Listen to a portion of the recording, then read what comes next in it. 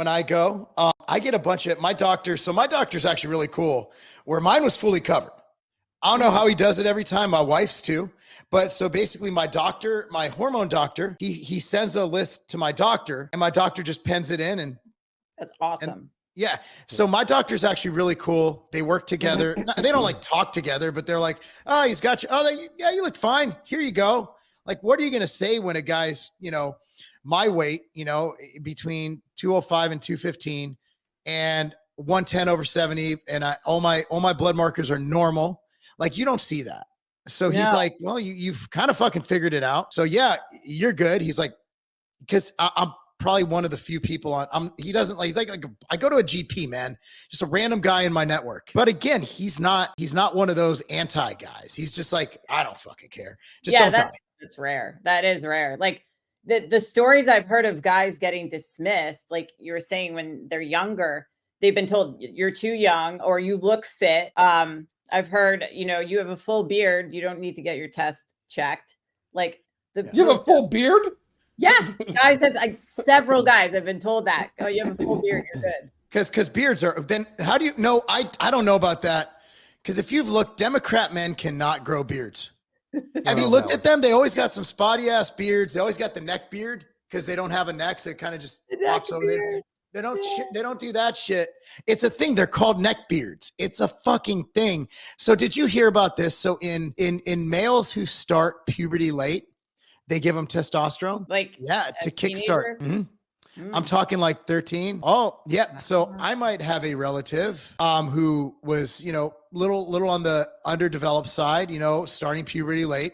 So what they do, this is a treatment done by Vanderbilt, a Vanderbilt doctor, 50 milligrams of test, and they do it once a month for 6 months.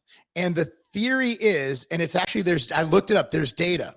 The theory is that it actually introduces testosterone in your body, but it's just small enough where it kickstarts your body into producing and starting puberty. This is only in prepubescent. So let's say a kid turns 13, undersized, he's going into high school.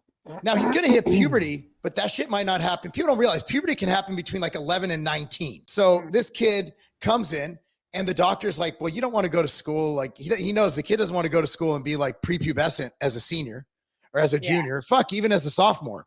So he's like, okay, here's a way we can speed up. So one way to get around that, they're doing these things. And it's, again, like, I know it happened because I know it happened. I was there, right? Like 50 milligrams, literally 50 milligrams of test once a month for 6 months. And the doctor's like, it works 90% of the time.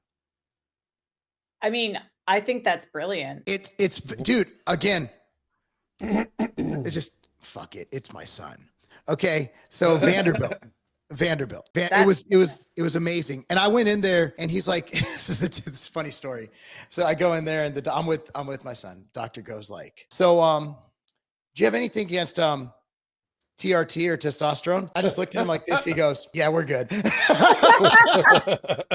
yeah, we're good. We're good. He's like, okay. So here's the funny story. So he's like, well, so you take the syringe. I'm like, are you really using for literally a quarter of a cc? You're using a fucking 25 gauge needle? I'm like, why don't you put an insulin pin? He's like, well, how do you draw it? I'm like, you don't know how to backload? He goes, what's backloading? I'm like, oh. So I showed the doctor how to backload a needle. He's like, oh my God, this is amazing. My patients are gonna be so happy. I'm like, all right, I'm going to send you a bill for this because I know the bill that you're sending me.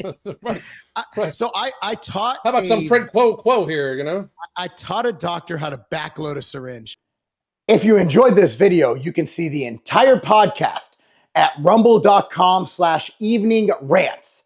That's rumble.com/evening rants. See you there. We want to maintain muscle and we want to lose fat. I have a confession to make. I can't keep up with my kids. So we went to Chattanooga this weekend and we hiked and hiked and hiked for 3 straight days. Miles and miles of elevation, 90+ degrees in the sun. I needed to keep up. That's why Ambrosia came out with Hydroglyph. So Hydroglyph is beyond any supplement you've ever taken. And we created this to be perfect for intra-workout, during endurance events, and also fasting. Think about training and fasting. Your body's in a state where it needs these essential minerals, these essential nutrients to prevent muscle loss and to promote performance and of course mental acuity. When you have the electrolytes and you have the essential amino acids in the proven ratios, we didn't just fairy dust some random numbers, we have proven blends of essential amino acids and the 2:1:1 blend of BCAA, leucine to isoleucine to valine. Beyond that, we have MyHMB to help stave off muscle loss. We have Velocitol, which actually helps to make the amino acids work better. So when you look at all this combined, and you look at the perfect supplement, whether you're training with weights, whether you're going on hikes, or you're sipping it throughout the day, Hydroglyph is the perfect supplement for you.